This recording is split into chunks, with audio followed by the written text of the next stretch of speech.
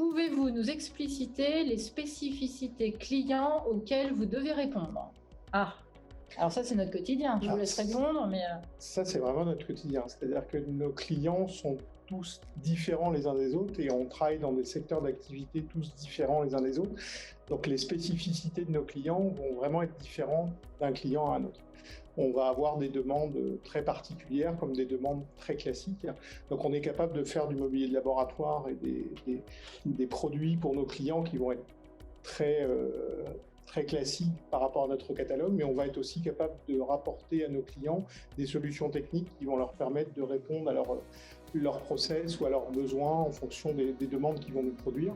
Et c'est lors d'un échange qu'on a avec eux qu'on arrive à définir ces besoins, et c'est en se déplaçant et en les rencontrant qu'on arrive à cerner leurs besoins et à trouver des solutions techniques qui vont leur apporter des choses intéressantes pour leur laboratoire. Donc ça, c'est les vestiaires qu'on a fait sur un client dans les Hauts-de-France. Stéphane, si tu veux en parler un peu. Tout à fait. Alors là, on est sur un client dans le milieu pharmaceutique où on avait besoin de réaliser des vestiaires spécifiques qui sont des vestiaires ventilés. Donc on a eu une contrainte qui était assez importante puisqu'on avait plus de 640 vestiaires à réaliser. Donc on avait 640 vestiaires à réaliser qui soient des vestiaires aussi bien ventilés que des vestiaires individuels dans lesquels on pouvait mettre les vêtements et que les vêtements soient ventilés en permanence et dans lesquels ils pouvaient ranger les chaussures aussi en dessous. Donc on a fait des vestiaires avec des serrures à code et un système de ventilation sur tous les vestiaires, ce qui permet de pouvoir ranger les vêtements usagés ou les vêtements de travail au fur et à mesure dans ces vestiaires. Et on a effectivement 640 vestiaires, donc c'était aussi une contrainte due par le nombre et par la réalisation importante avec des différents étages à mettre en œuvre. Et dans un timing assez serré. Et dans un timing très serré. On a réussi à poser l'intégralité des 600 vestiaires en un peu plus d'un mois et demi, 2 mois. Donc ce qui était une belle prouesse technique au vu de nos équipes qui ont travaillé durement sur le secteur de ce client. Aussi, on a aussi apporté, je pense, un petit point de vue esthétique un peu différent des vestiaires traditionnels qu'on trouve un peu partout.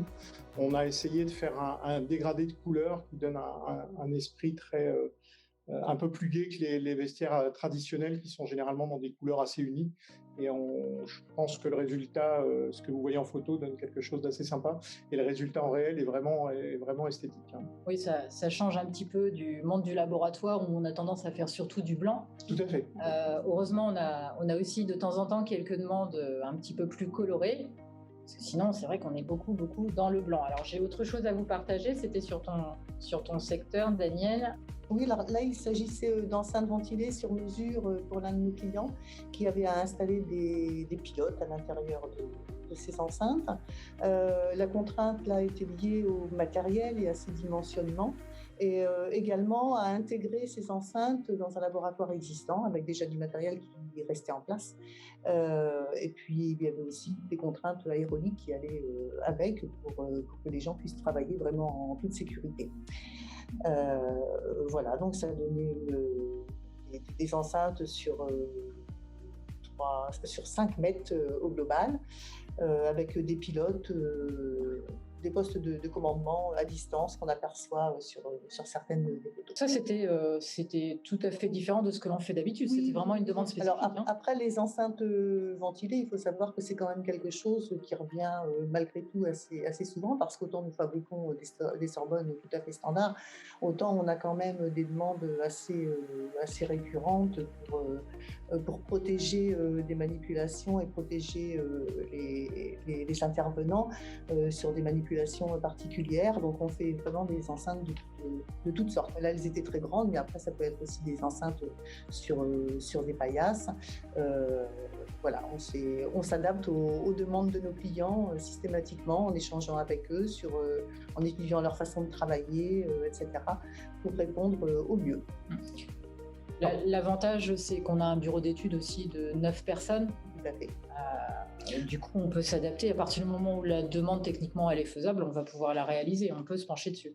C'est justement une des spécificités, je pense, d'Équipe Labo, c'est d'être capable d'adapter chaque demande de chaque client avec notre bureau d'études et d'apporter des solutions techniques qui soient le plus adaptées possible à chaque client. Alors, tant on a 80-90% de nos fabrications qui restent des paillages standards ou des Sorbonne standards, on sait fabriquer aussi des choses bien spécifiques avec des demandes bien spécifiques pour nos clients. Tout à fait. Et je rajouterais qu'on travaille avec différents secteurs d'activité, que ce soit de la pharmaceutique, du privé, du public, de l'agroalimentaire, de la cosméto, enfin, on est partout, parce que souvent on pense à la pharmacie, mais il n'y a pas que ça. Tout à fait. On est sur une fabrication française qui est fabriquée dans le centre de la France. On fabrique tous nos produits sur Amboise.